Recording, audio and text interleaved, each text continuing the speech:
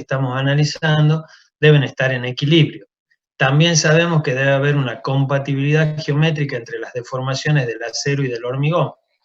Y también sabemos que los materiales deben responder a lo que le hemos llamado las leyes constitutivas de cada uno de esos materiales, o lo que es lo mismo, los diagramas tensión-deformación. Entonces veamos, planteemos todas esas ecuaciones a ver a dónde podemos llegar. Empezamos con las ecuaciones de equilibrio. Las ecuaciones de equilibrio, fíjense, aquí he puesto una esquemita que nos vaya ayudando a la memoria, pero ¿qué podemos plantear? Tanto la fuerza de tracción como la de compresión, en el caso de flexión simple, hay que aclarar eso, en el caso de flexión simple, la fuerza de tracción y de compresión deben ser iguales para que estén en equilibrio. Eso es lo que dice esta ecuación, la suma de fuerzas en la dirección normal igual a 0, la fuerza de compresión menos la fuerza de tracción igual a 0, nos da que la fuerza de compresión tiene que ser igual a la fuerza de tracción. Aquí lo único que hemos hecho es poner la fuerza de compresión en base a los parámetros que veníamos viendo. Alfa por F'C, coeficiente de uniformidad por la tensión, por el área en el cual está aplicada esta tensión, B por C. Y eso tiene que ser igual a la fuerza de tracción. Y la fuerza de tracción hemos dicho que la podíamos indicar como el producto del área de las barras de acero por la tensión de las barras de acero, ¿sí? Un concepto muy sencillo, fuerza igual a área por tensión. Y a esta ecuación la vamos a identificar con el número 1. Otra ecuación de equilibrio que podemos plantear aquí es tomando suma de momento, por ejemplo, respecto del punto de paso de la fuerza resultante de tracción. Si tomamos momento ahí, el momento nominal va a ser igual a la fuerza C por el brazo del palanque elástico hasta el centro del momento. O sea, C por Z. Y si tomáramos suma de momentos tomando como centro del momento el punto de paso de la resultante de compresión, el momento nominal lo podemos expresar como la fuerza de tracción T multiplicado por el brazo del palanque elástico. A esta la vamos a designar como ecuación 2. Además de las ecuaciones de equilibrio, podemos recurrir a las ecuaciones de compatibilidad geométrica. Este grafiquito es el diagrama de plano de deformaciones que nos va a ayudar a ubicarnos. Fíjense, la primera ecuación tiene que ver con la definición de este triangulito superior. ¿Qué nos dice? Que la deformación específica epsilon CU, esta deformación es igual al ángulo por esta distancia. Recuerden, el arco, en este caso sería epsilon CU, es igual al ángulo expresado en radianes por el radio. Entonces eso es lo que estamos poniendo aquí, epsilon CU igual a phi por C, ¿sí? Pero epsilon CU nosotros lo hemos fijado en un 3 por 1000. Entonces, despejando este ángulo phi, que en realidad es una curvatura, phi, va a ser igual a la deformación máxima del 3 por 1000 dividido en C.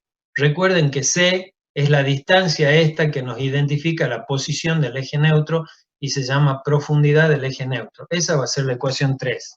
La otra ecuación de compatibilidad geométrica la sacamos del triángulo de abajo, del triángulo inferior, en la que hacemos lo mismo, nada más que en vez de hacer con epsilon CU, lo hacemos con la deformación específica de alargamiento del acero.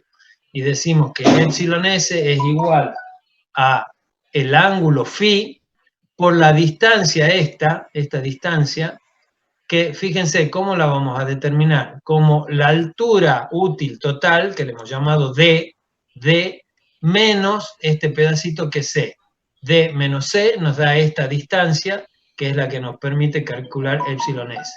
Y esa va a ser la expresión que le vamos a designar la vamos a identificar como ecuación 4. Por otro lado, habíamos dicho que además de las ecuaciones de equilibrio, las ecuaciones de compatibilidad geométrica, tenemos las leyes constitutivas de los materiales. Para el hormigón la podemos expresar de esta manera, poniéndole la fuerza de compresión, que ya la hemos visto, y la posición a través del coeficiente de posición beta. Beta por C nos da la ubicación de la fuerza de compresión. Pero fíjense que a estas no las identifico como si fuera una nueva ecuación. ¿Por qué? porque en realidad ya la he usado antes. Voy a volver un par de diapositivas atrás. Fíjense que aquí ya he usado la expresión que me da C. Entonces no la voy a enumerar como una ecuación más porque es como si a la misma ecuación le estuviera considerando dos veces. Para el acero, la ecuación o la ley constitutiva la podemos expresar del siguiente modo. Para deformaciones específicas menores que la deformación específica correspondiente al inicio del plafón de fluencia, la tensión la podemos poner como la ley de Hooke. Tensión directamente proporcional a la deformación específica, donde el coeficiente de proporcionalidad no es otra cosa que el módulo de elasticidad. Y eso nos da esta variación.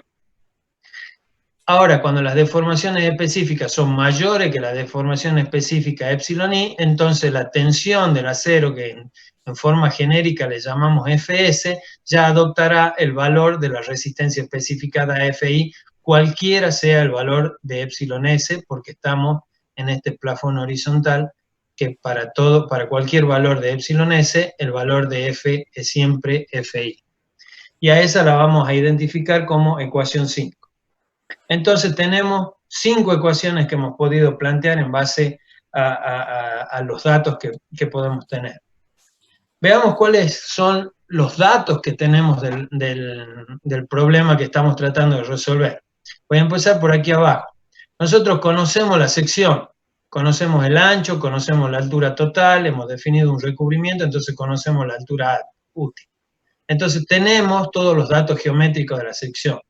También conocemos cuál es la sección de barras de acero. Acuérdense que aquí el problema no es determinar las barras de acero, sino para una sección dada, cuál es el momento que es capaz de resistir. Entonces, este valor de A sub S, que es la sección de las barras de acero, es dato para nosotros. Conocemos el diagrama tensión-deformación del acero, conocemos el módulo de elasticidad del acero. Y en el hormigón, fíjense, conocemos la calidad del hormigón porque hemos definido con qué material estamos trabajando. Si conocemos el hormigón, conocemos el coeficiente alfa de uniformidad, el coeficiente beta de posición, y hemos definido por hipótesis que la máxima deformación de acortamiento va a ser igual al 3 por 1000. Todo esto son datos de nuestro problema. ¿Cuáles son las incógnitas que tiene nuestro problema? Por favor, aquí fíjense bien. La incógnita que más nos interesa es esta. Nosotros queremos saber cuánto vale el momento nominal, cuánto vale la capacidad que tiene esta sección para absorber momentos, y a eso le llamamos momento nominal. Eso es lo que queremos hacer. Pero fíjense, comentemos un poco las otras incógnitas. Esta es la fundamental, pero fíjense estas otras. C es la profundidad del eje neutro. No lo conocemos, porque todo el planteo que hemos hecho anteriormente lo hemos hecho en base a planos de deformaciones generales, pero no sabemos cuál es el plano que nos conduce al momento resistente.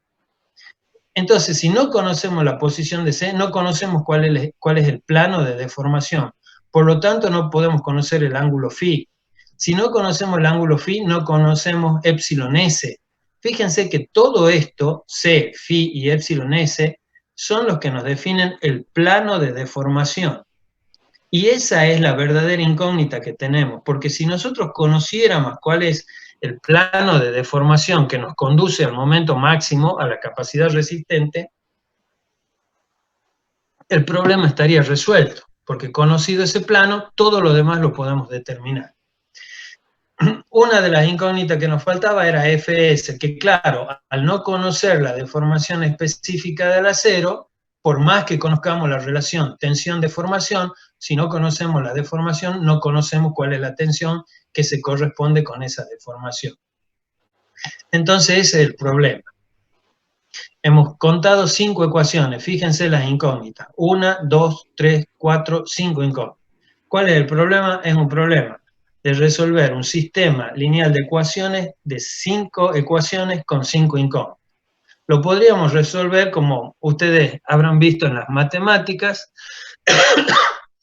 pero nosotros lo vamos a hacer de una manera mucho más burda de lo que lo haría un matemático. Simplemente porque esto tiene sentido didáctico. Nosotros vamos a resolver ese problema haciendo tanteo sucesivo. Y les decía, tiene un sentido didáctico porque esta forma de resolverlo, que por supuesto no es la forma práctica de hacerlo, esto no es cómo vamos a actuar en la práctica, tiene el valor de mostrar cuáles son todos los parámetros intervinientes que hemos estado comentando. Y de esa manera afianzar más la idea de cuál es el problema que tenemos y qué es lo que queremos resolver. Ese es el sentido que tiene, como les decía, esta manera burda de resolver este sistema de ecuaciones. Entonces, ¿cómo haríamos ese tanteo? Fíjense, primero propongo un valor de la deformación específica epsilon s. Si yo conozco epsilon u, que tengo el valor arriba, y propongo un valor de epsilon s, fíjense que lo que estoy haciendo es definir un plano de deformación. Listo, resuelto el problema. Pero aquí lo estoy proponiendo, yo no sé si es el valor que corresponde. Entonces, ¿cómo seguimos? Propongo el valor de epsilon s. Con la ley constitutiva del acero, determino cuál es el valor de tensión que le corresponde a ese valor de epsilon s. Eso se entiende, ¿no es cierto? Es diagrama tensión deformación del acero. Una vez que tengo la tensión del acero, con la ecuación 1 calculo la profundidad del eje neutro. Aquí le he puesto yo a la expresión 1 para que la recordemos un poco. Esta era fuerza de compresión igual a fuerza de extracción. Fíjense, A sub S es conocido, Fs lo acabo de adoptar, alfa y F'C es conocido, B es conocido, la única incógnita que tengo aquí es la profundidad del eje neutro. Entonces despejo de aquí el valor de la profundidad del eje neutro. Con ese valor, que lo puedo conocer en base al valor propuesto anteriormente, con la ecuación 3 puedo calcular la curvatura φ. ¿Por qué? Porque esa ecuación 3 nos decía que φ era igual al 3 por 1000 dividido en c. Al c lo acabo de calcular en el paso anterior. Entonces ya puedo calcular φ. Con la expresión 4 puedo determinar la deformación específica del acero epsilon s. Epsilon s va a ser igual a φ, que lo acabo de determinar en el paso anterior, por d menos c, donde a c lo he determinado en primera instancia. De manera tal que todo esto ya está calculado, puedo sacar un valor de epsilon s. Ahora, con este nuevo valor de epsilon s, ¿qué hago? Me voy al diagrama tensión-deformación del acero y actualizo el valor de la tensión que le corresponde a este valor de epsilon s. Y ahora comparo este valor que acabo de obtener con el valor inicial con el que yo había iniciado mi tanteo. Y ahí, bueno, puede ocurrir lo siguiente. ¿Qué pasa si comparo esos dos valores de Fs? ¿Qué pasa si coinciden? Bueno, si coinciden, perfecto. Quiere decir que el valor de epsilon s que yo he propuesto aquí verifica todas las ecuaciones de equilibrio, las ecuaciones de compatibilidad geométrica, y es compatible con las leyes constitutivas de los materiales. Quiere decir que ese es el plano de deformación que estoy buscando. Si lo consiguiera en el primer tanteo, soy un capo. Pero bueno, lo cierto es que sí. ¿Cómo propone el epsilon s dependiendo de qué? ¿Cómo? ¿Cómo se propone el epsilon s, el valor de epsilon s, dependiendo de qué? Mira, no tengo tiempo, pero no lo vean tanto desde el punto de vista resolutivo, porque no lo vamos a resolver así del problema. Pero te lo comento rápidamente. Ni siquiera me hace falta fijar un valor puntual de epsilon s. Yo agarro y digo, adopto epsilon s mayor que epsilon i. Y si te acordás del diagrama tensión-deformación del acero, si epsilon s es mayor que el epsilon i, no me importa cuál es el valor de epsilon s, Fs siempre va a ser Fi. ¿Se entiende eso? Repito, si yo no me distraigo con la determinación exacta de epsilon s, simplemente digo epsilon s lo adopto mayor que epsilon i, si se fijan en el diagrama tensión-deformación, para un epsilon s mayor que epsilon i, los valores de Fs siempre valen Fi, o sea, valen 420 megapascal. ¿Sí? Y ese sería el primer tanteo que haría. ¿Sí? Bueno, pero como les digo, esto es más que nada conceptual, no se pierdan mucho en cómo lo resolvería. Fíjense, si en esta comparación no hay coincidencia, bueno, tengo que volver y como en cualquier resolución por tanteo sucesivo, vuelvo a proponer un valor distinto de epsilon s que se ajuste más hasta conseguir la coincidencia entre las tensiones que he propuesto aquí y la que obtengo aquí. Una vez que he conseguido esa coincidencia, ya estoy en condiciones de determinar el valor del momento nominal, usando la expresión 2. La expresión decía que el momento nominal es igual a la fuerza de tracción por el brazo de palanca elástico Z, ¿sí? Y fíjense que tengo todos los elementos para calcular eso. ¿Por qué? Porque T es A sub S por F, donde F lo acabo de calcular con este tanteo sucesivo, y además Z lo puedo calcular como D menos beta 1 por C. Y como ya he calculado C en este paso, puedo calcular Z. Entonces tengo todos los elementos para calcular el momento nominal. Y entonces he conseguido lo que yo quería, que era calcular el momento nominal. ¿Por qué? Porque ahora ese momento nominal es el que yo voy a comparar con el momento requerido. No se aflijan, ya vamos a ver cómo lo resolvemos desde el punto de vista práctico, porque no es esta la forma de encararlo al problema práctico. ¿Por qué lo hacemos? Lo hacemos, como les dije, por cuestiones didácticas, para que ustedes vean cómo intervienen todos los parámetros que tienen que ver en este problema. Para resolverlo desde el punto de vista práctico, contamos con el CIRSOC 201, nos da unas tablas que se llaman tablas dimensionales K sub D, ¿sí? Y valen para secciones rectangulares. ¿Por qué es importante subrayar que es solamente para secciones rectangulares? Porque en algún momento dijimos que este diagrama de tensiones hay que integrarlo, digamos así, en esta sección. Y esa integración, por supuesto, va a depender de la forma que tenga esta sección. Si esta sección no es rectangular, la integración no va a ser la misma que si es rectangular. Entonces, las tablas dimensionales que nos da el CIRSOC son exclusivamente para secciones rectangulares. Ahora, no vayan a creer que esto es muy limitativo. ¿Por qué?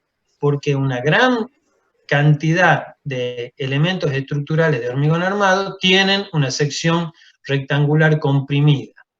Pero de todos modos, nosotros después, más adelante en el curso, vamos a ver cómo se resuelven secciones que tienen otra forma. Por ejemplo, la forma T o lo que le llamamos secciones de forma arbitraria. Por ahora, debemos remarcar que las tablas dimensionales K sub D que nos da el CIRSOC 201 valen exclusivamente para las secciones rectangulares. Vamos a ver una serie de parámetros que intervienen y cómo se conforman esas tablas K sub D, para que se entiendan de dónde provienen esas tablas K sub D. Tengan presente estos diagramitas que son básicos para el problema que estamos encarando. Fíjense que aquí me ayudo de un diagrama de deformaciones específicas y hago una comparación de dos triángulos. Fíjense, epsilon C más epsilon S, ¿qué es lo que me da? Esto es epsilon C y le sumo epsilon S, o si lo quieren lo veamos aquí abajo, es epsilon S más epsilon C me da toda esta distancia horizontal. Y esta altura total es D. Entonces ese es el triángulo que estoy considerando y considero la equivalencia entre ese triángulo grande y este triángulo chiquitito que tengo aquí. Entonces digo, epsilon C más epsilon S es a esta altura.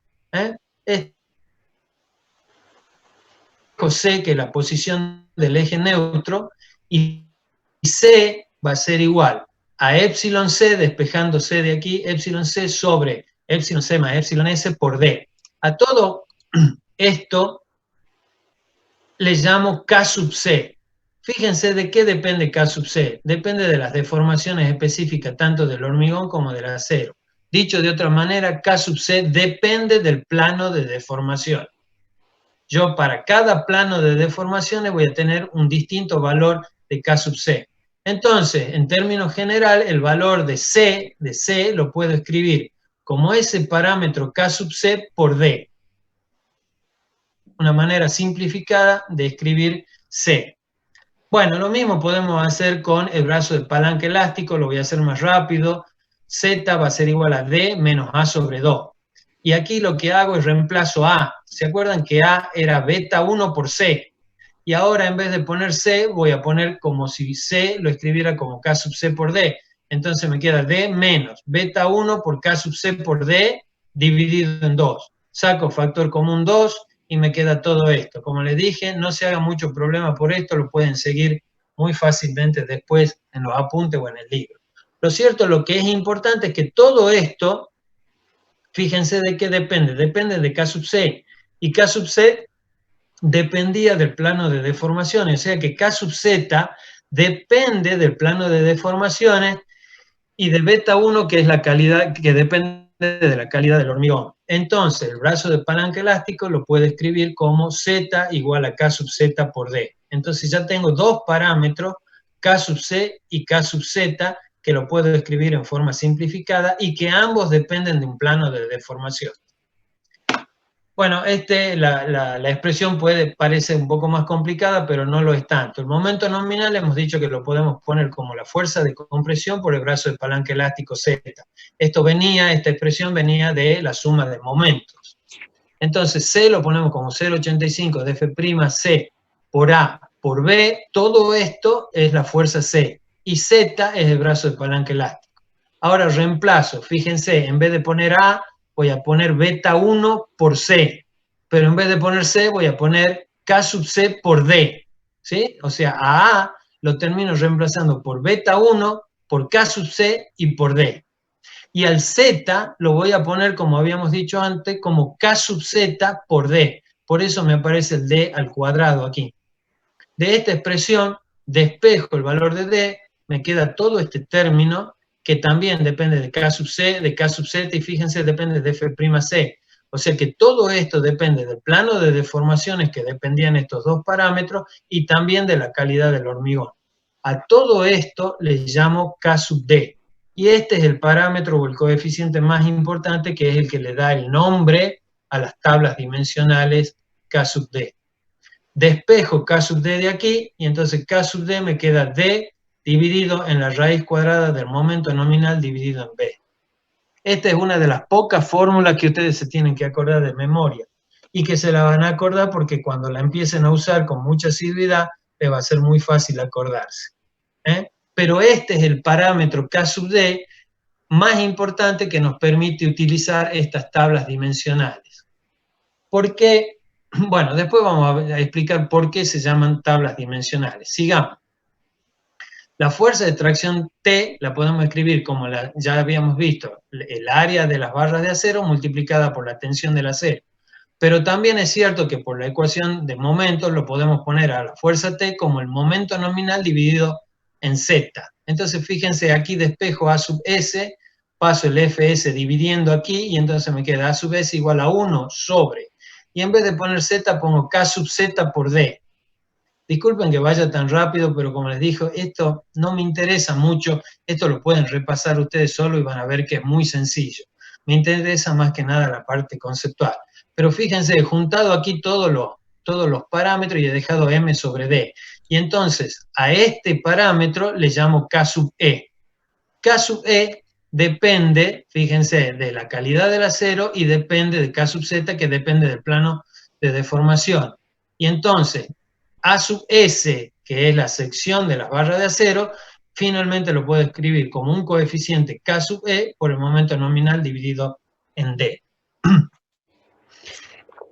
Bueno, todo esto ¿para qué? Para mostrarle cómo, juntando una serie de parámetros que ya lo hemos visto y ya sabemos qué son, pero juntándolos y agrupándolos adecuadamente, yo puedo agarrar distintos planos de deformaciones y para cada plano de deformación que elija, puedo calcular estos parámetros. Entonces yo elijo un plano de deformación cualquiera y puedo calcular K sub C, K sub Z, K sub H y K sub E. Elijo otro y tengo otros valores de estos parámetros. Entonces alguien se tomó el trabajo de hacer todo eso y lo ha volcado en las tablas que son estas. Las tablas dimensionales K sub D que tienen este aspecto. No sé si se puede ver bien ahí, pero ustedes a lo mejor lo tienen en papel y lo pueden ver mejor. La tabla dimensional dice flexión 3. Bueno, si hay una 3 quiere decir que hay una 2 y que hay una 1. ¿En qué lo diferencia? En la calidad del acero. El acero que nosotros siempre usamos es el acero que tiene una resistencia especificada FI igual a 420 megapascal. Por eso usamos la tabla flexión 3. Y los hormigones que están aquí representados son los más usuales para el caso nuestro, que son el H20, el H25 y el H30. Bueno, entonces fíjense, en esta tabla aparecen tabulados los coeficientes que hemos comentado. Aquí aparece K sub D, que en realidad aparece para 3 columnas. ¿Por qué? Porque K sub D depende del tipo de hormigón. Entonces, para cada tipo de hormigón tengo un valor de K sub D distinto. Después, en correspondencia con cada uno de los valores de K sub D, yo tengo en una misma fila su correspondiente valor de K sub E, su correspondiente valor de K sub C y su correspondiente valor de K sub Z. Aquí aparecen las deformaciones específicas, o sea que aquí aparece el plano de deformaciones ese que yo les decía. Fíjense que las deformaciones específicas del hormigón siempre tienen el valor de 3 por 1000, están expresados en por 1000. Claro, porque ese es el valor que nosotros hemos fijado en nuestras hipótesis, y ese se va a mantener constante, y el que va a variar va a ser la deformación específica del acero, o sea, la deformación específica en correspondencia con el centro de gravedad de las barras de acero. Entonces, si yo agarro un plano cualquiera, por ejemplo, este plano, que tiene deformación específica del hormigón del 3 por 1000, deformación específica del acero del 8,57 por 1000, para esos valores, en función de lo que hemos visto hace un rato, yo puedo calcular cuánto vale K sub D para una determinada calidad de hormigón, puedo calcular cuánto vale K sub E, puedo determinar cuánto vale K sub C, puedo determinar cuánto vale K sub Z. Entonces alguien que, como les decía hace un rato, se ha tomado el trabajo de hacer el barrido de todos estos planos de deformación, ha conformado esta planilla, que ya vamos a ver cómo la utilizamos nosotros desde el punto de vista práctico. Aquí quiero mostrarles una cosa que es importante. Fíjense que los valores de K sub D para un hormigón cualquiera, tomemos este del medio, el H25, van disminuyendo su valor en la columna en forma descendente, o sea, de arriba hacia abajo van bajando los valores. El valor más chico que tenemos aquí en la tabla es el que nosotros lo designamos como K sub D asterisco.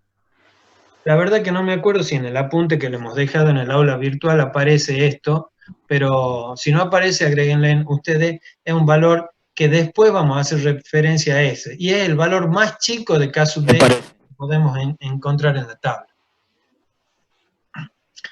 Bueno, una cosa que es muy importante, las tablas se llaman tablas dimensionales. ¿Por qué? Porque estos parámetros, en particular K sub D, no es dimensionalmente homogéneo, o sea, no es un parámetro en el cual las unidades se simplifiquen.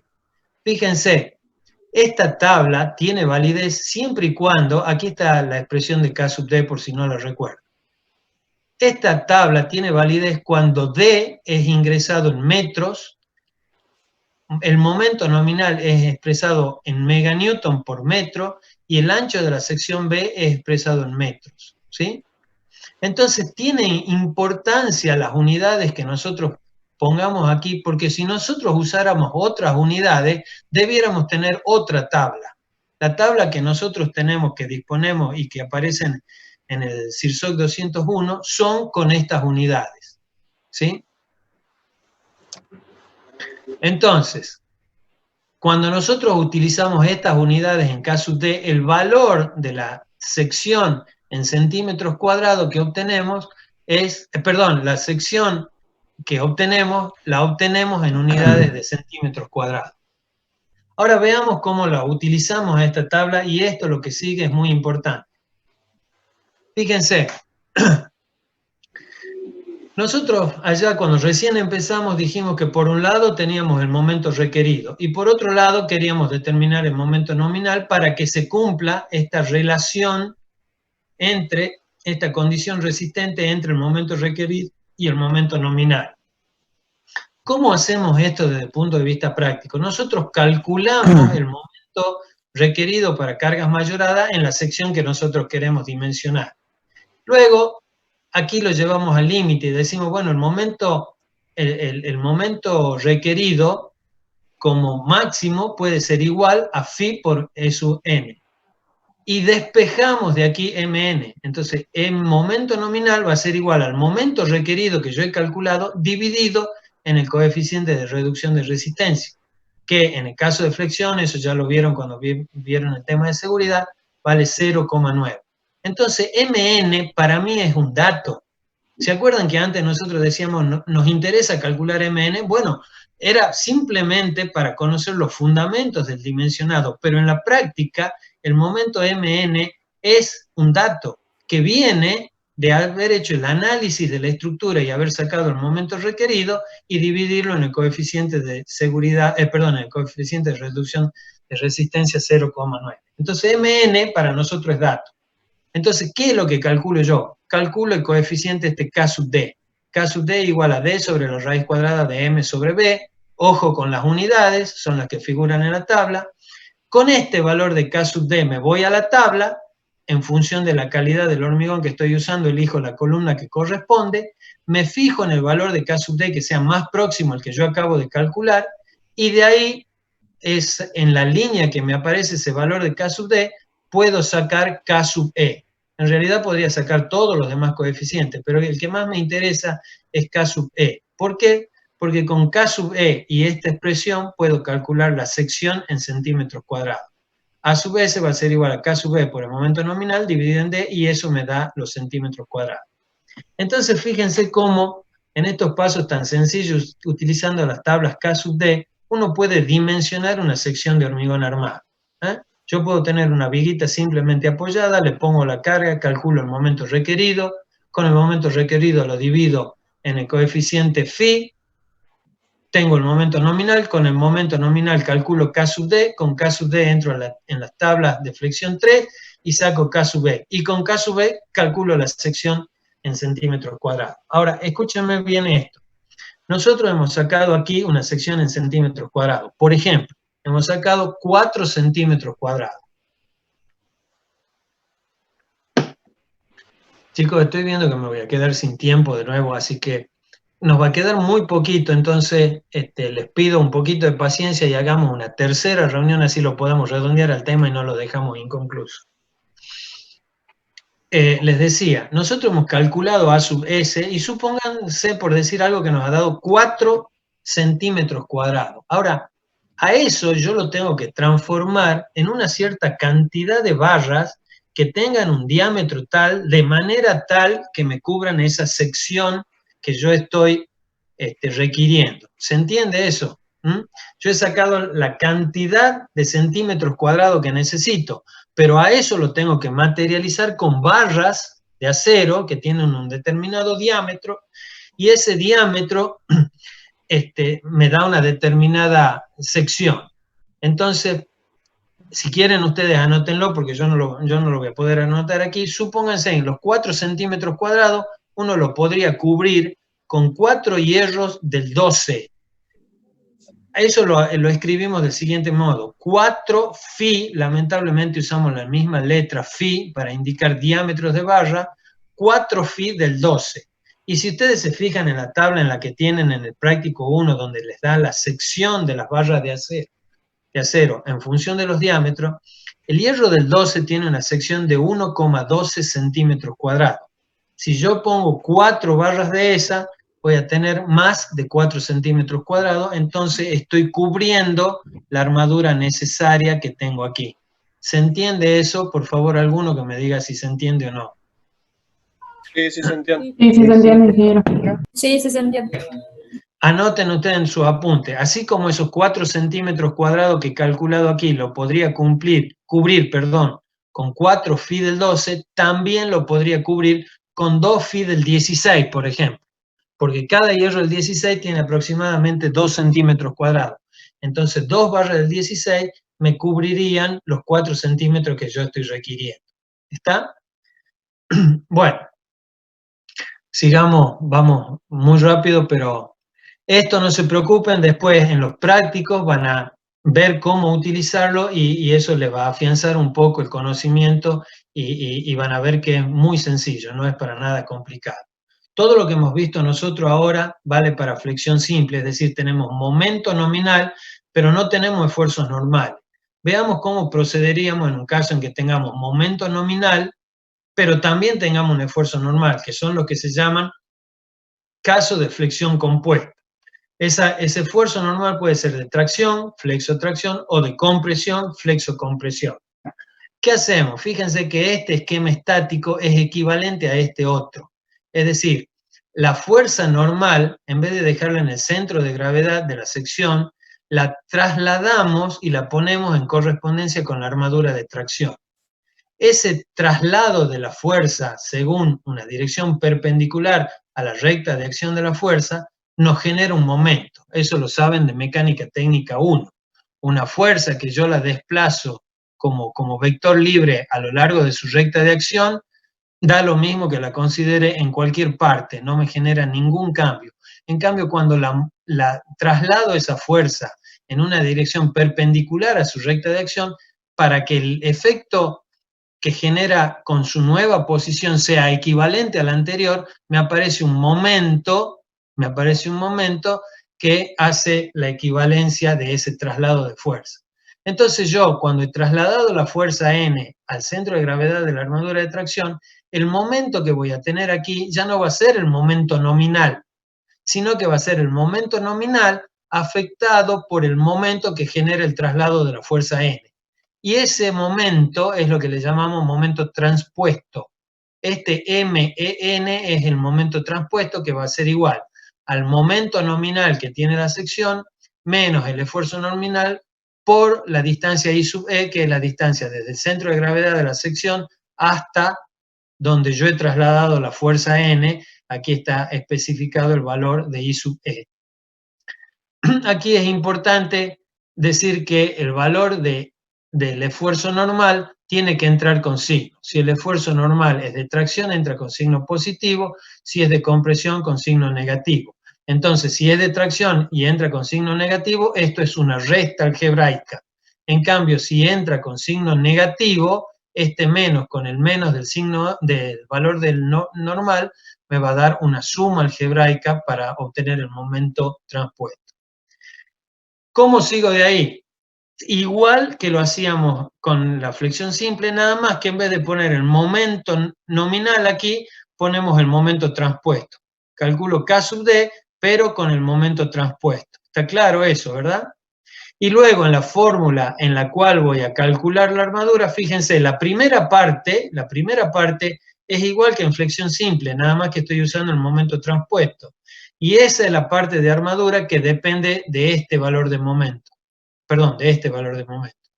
Pero, además de esa fuerza de tracción generada por este momento, en las barras de acero yo he puesto una fuerza adicional. Entonces, esa fuerza adicional va a requerir una armadura correspondiente a ese esfuerzo, que es el segundo término que aparece aquí.